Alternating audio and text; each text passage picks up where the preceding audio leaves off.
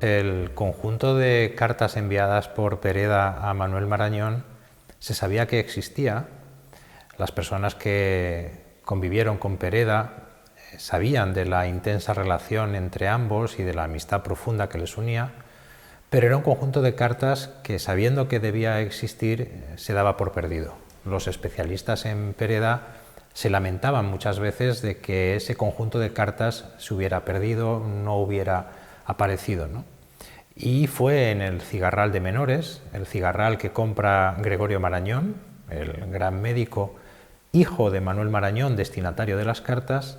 Es en ese Cigarral de Menores donde aparece este mazo de cartas. Aparece de una manera un tanto fortuita, como todos los hallazgos, y cuando esas cartas aparecen no se sabe realmente cuál es la entidad que van a tener. Es en el proceso de lectura, transcripción y estudio cuando nos damos cuenta de que es un conjunto de cartas que tiene una serie de valores. El primer valor es que es el mayor conjunto de cartas enviado por Pereda a un destinatario. Manuel Marañón es la persona a las que más cartas envía Pereda en vida. Las otras personas a las que más cartas Pereda envía son Narciso Oller, son el propio Pérez Galdós y Marcelino Menéndez Pelayo. Pero no llega ni siquiera a sobrepasar las 200 cartas. Aquí son 264 cartas las que envía Pereda a Manuel Marañón. Entonces es el primer conjunto en cuanto a volumen enviado por Pereda a un destinatario. Pero luego además nos descubrimos que tenía un valor adicional, y es que es un conjunto pleno. ¿En qué sentido? En que las cartas abarcan desde la primera novela de Pereda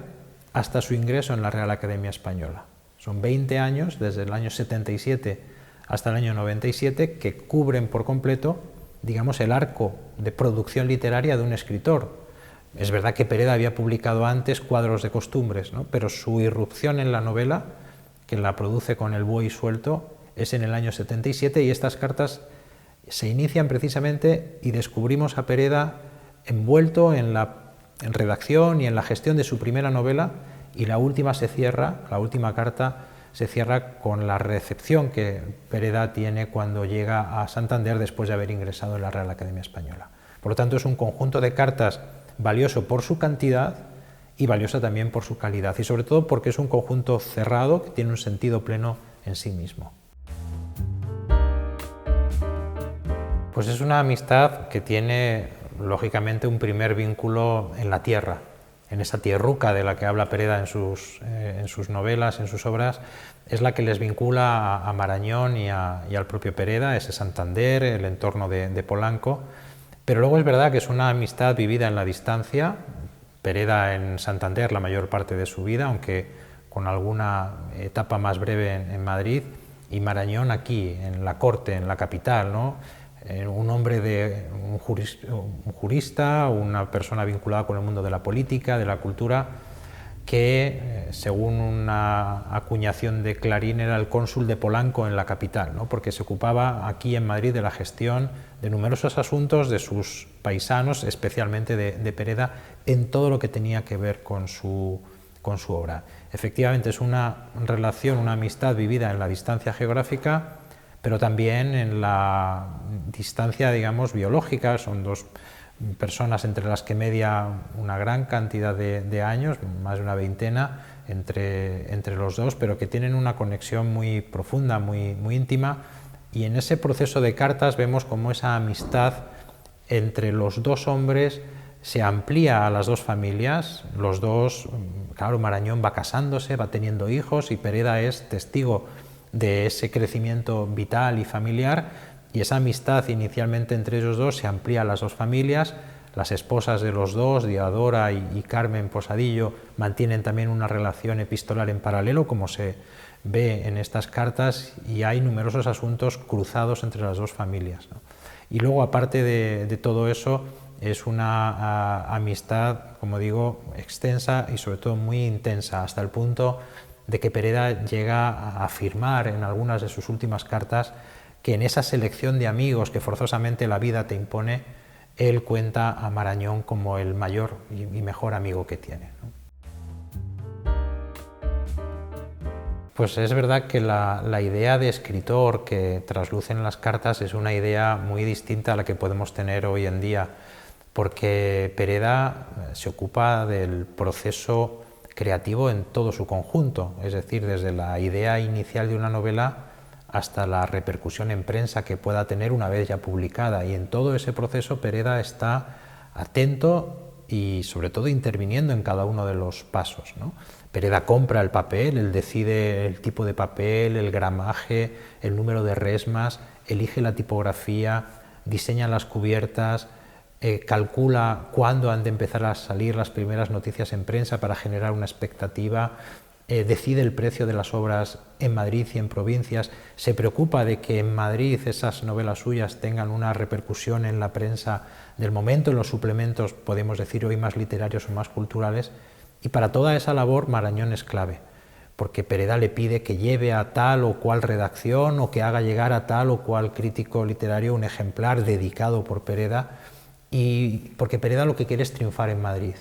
Él, en muchas cartas lo dice expresamente, no le vale el juicio positivo de sus amigos porque lo da por descontado, tampoco le colma, la acogida entre sus paisanos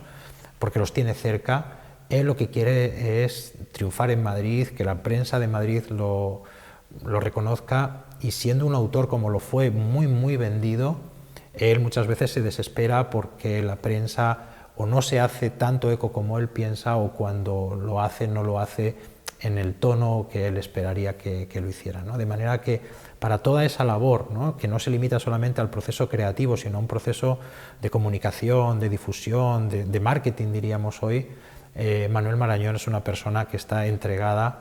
para la obra de Pereda, desde el propio registro de las novelas en el Ministerio de Fomento, lo que hoy llamaríamos la propiedad intelectual, hasta esa repercusión en las distintas revistas, suplementos y periódicos del Madrid de la época. Pereda es verdad que es un novelista que está siempre en la nómina de los grandes narradores del siglo XIX. Cuando ponemos la cabeza en la novela realista española del XIX, pues Pereda junto a Valera, a Galdós, Alarcón, Clarín, lógicamente, Pardo Bazán, son nombres que afloran, ¿no? Y sin embargo no es quizás hoy en día uno de los autores más leídos. Sin embargo, la obra de Pereda, hay algunas novelas de verdadera altura, ¿no?, está al nivel de los grandes narradores del siglo XIX. Se le ha etiquetado de forma a veces muy reduccionista como un novelista regionalista.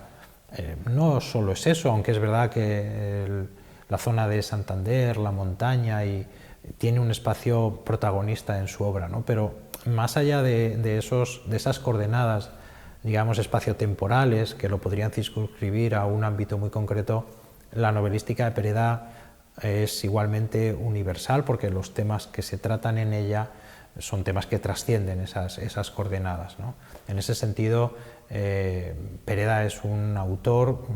que tiene actualidad porque su obra sigue viva, ha envejecido bien su narrativa, y al menos nos sirve para identificar un tipo de escritor, una temática distinta a la que pueda ser la de Galdós o la de Clarín o la de Valera, un personaje mucho más cosmopolita, pero que sirve para completar el friso de lo que sería la narrativa completa española en la segunda mitad del siglo XIX.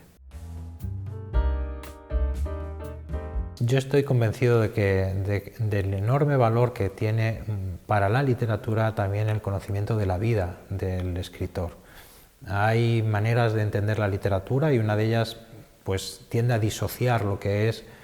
la vida del escritor de su obra escrita, ¿no? Yo soy más partidario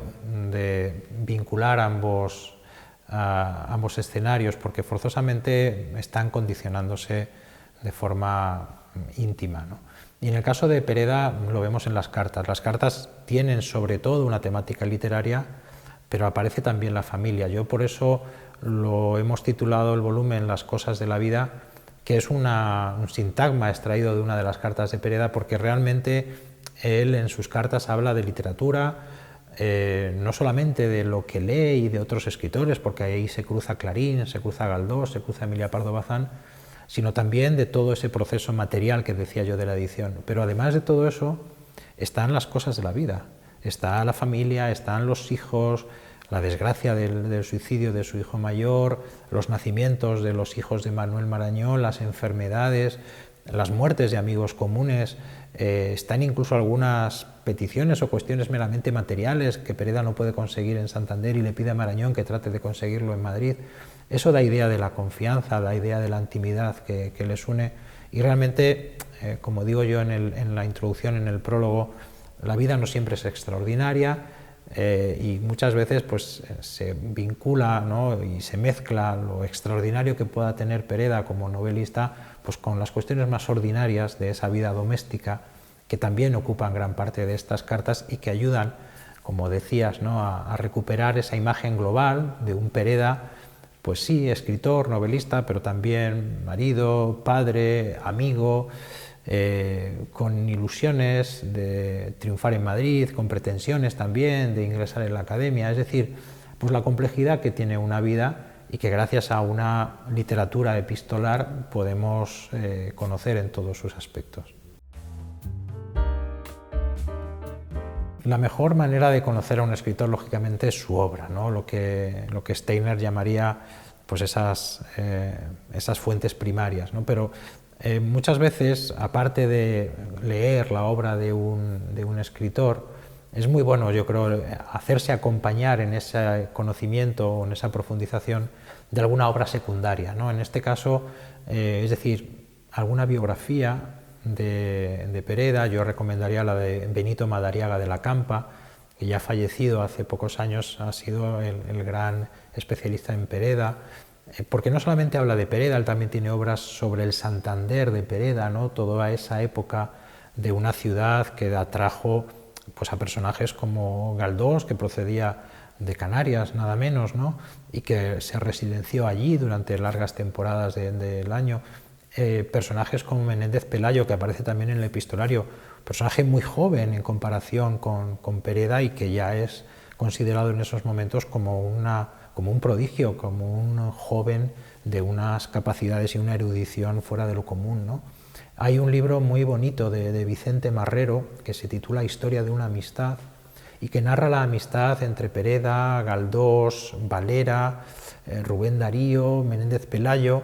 Es decir, todos estos personajes de alguna u otra manera coinciden y es muy interesante ver